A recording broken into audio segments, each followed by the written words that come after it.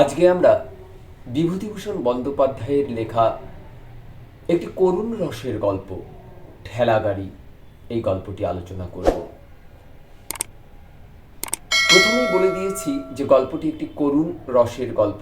যদি বলা হয় গল্পটির চরিত্র প্রকৃতি কীরকম, সেক্ষেত্রে আমরা বলবো করুণ রসের গল্প। এবং এছাড়া এই গল্প থেকে যা যা প্রশ্ন আসতে পারে তা কিন্তু থোড়ই আমাদের আলোচনার মধ্যে চলে আসবে, এবং অবশ্যই গল্পটি সংক্ষেপে আমি তোমাদের বলে দিচ্ছি।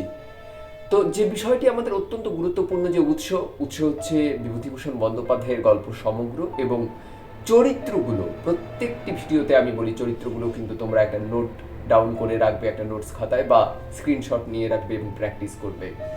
ঠেলাগাড়ি এই ছোট গল্পের চরিত্রগুলোর মধ্যে রয়েছে টুনি, প্রফুল্ল, নড়ু, পটুদা, নিতাইদা, খোকা এবং অনু।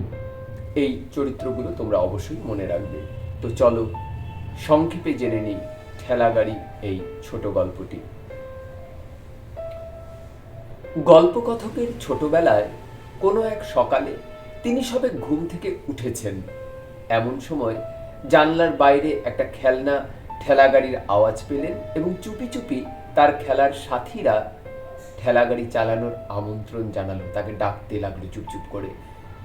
কিন্তু তার বৃদ্ধা জ্যাঠাইমা অত্যন্ত মারমুখী হয়ে সঙ্গে সঙ্গে সেই বাচ্চাদের তিরস্কার করতে লাগলেন এবং তাদের চলে যেতে বললেন। তারা সাময়িকভাবে চলেও গেল, কিন্তু একটু পরেই নড়ু সে চুপি চুপি আবার ফিরে এসে ডাকলো এবং চুপি চুপি গল্পকথক অর্থাৎ তাদের টুনিদাকে নিয়ে তারা পাড়ায় বেরিয়ে পড়ল। তেঁতুলতলায় খেলার জায়গায় টুনি গিয়ে দেখে এক ঝাঁক ছেলে সেখানে উপস্থিত।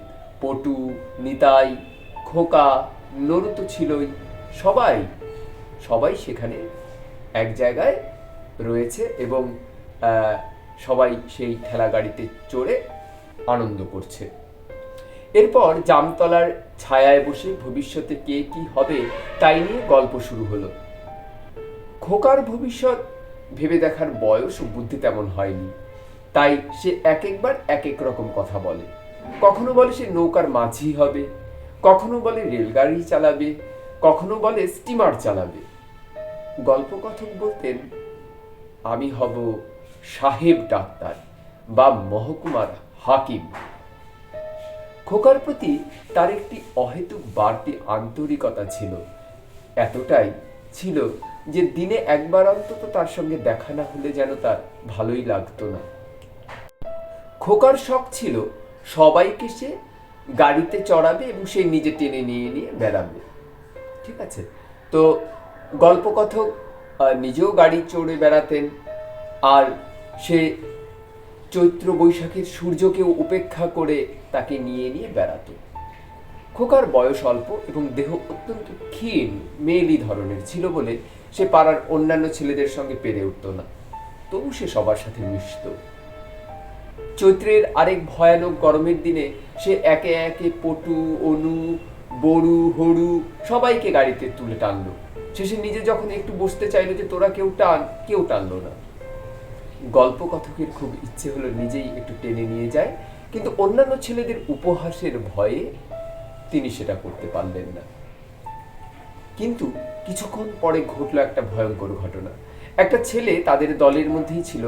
খোকা তখন গাড়ি নিয়ে বাড়ির দিকে যাচ্ছে। সে দূর থেকে একটা সজোরে একটা ঝামা দূর থেকে ছুঁড়ে মারল এবং সঙ্গে সঙ্গে এই গাড়ির তলাটা দেশলাইয়ের বাক্সের মতো মচমচ করে ভেঙে গেল। দূর থেকে খোকা গল্পকথক অর্থাৎ তার টুনিদার দিকে বিস্ময়ে ও ব্যথা ভরা দৃষ্টিতে তাকালো, যেন সে বলছে, তুই টুনিদা এর মধ্যে? সেদিন সারা রাত তার ঘুম হলো না। ভাবলো সকালে খোকার সাথে ভাব করে নিতে হবে, কিন্তু সংকোচে তাও তার হয়ে ওঠেনি।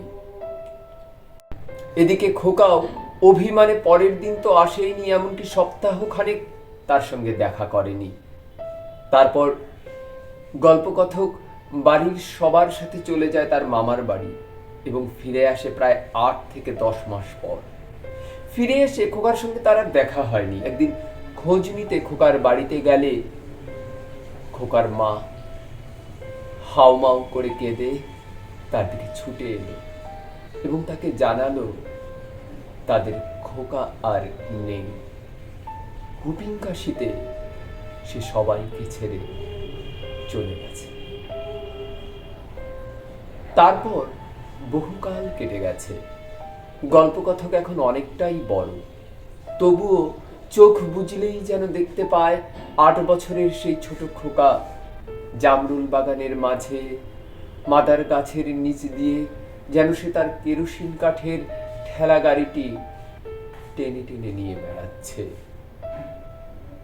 এখানেই গল্পটি শেষ। অত্যন্ত স্মৃতি কাতরতা, ব্যথা, বেদনা, বিদুরতা নিয়ে এই গল্পটি লেখা একটি করুণ রসের ছোট গল্প। তো এইরকমই বিভিন্ন গল্প, বিভূতিভূষণ, শরৎচন্দ্র, রবীন্দ্রনাথের ছোট গল্প এই চ্যানেলে আপলোড হতে থাকবে। তোমরা সঙ্গে থাকো, চ্যানেলটিকে সাবস্ক্রাইব করো, ভিডিওটিকে লাইক, শেয়ার এবং কমেন্ট করো। কেমন লাগছে অবশ্যই নতুন নতুন ভিডিও। এছাড়া এই চ্যানেলে কিন্তু পাঠ্যসূচির বিভিন্ন প্রশ্নোত্তর এবং বিষয়বস্তু আলোচনার বিভিন্ন ভিডিও রয়েছে এবং সঙ্গে রয়েছে স্পোকেন ইংলিশ, বিশেষ করে বিভিন্ন আঞ্চলিক ভাষায়, রাজবংশী ভাষা থেকে বা বঙ্গাল ভাষা থেকে, বিভিন্ন রকম মান্য ভাষা থেকে কী করে আমরা স্পোকেন ইংলিশ শিখতে পারি তার উপরেও কিন্তু ভিডিও রয়েছে। তাই প্রত্যেকটি ভিডিও তোমাদের যার যেরকম পছন্দ, প্লে লিস্ট দেখে দেখে তোমরা সেই পছন্দের ভিডিওগুলো দেখো, লাইক করো, শেয়ার করো, অবশ্যই অবশ্যই সাবস্ক্রাইব করো। ভালো থেকো, ভালো রেখো সবাইকে।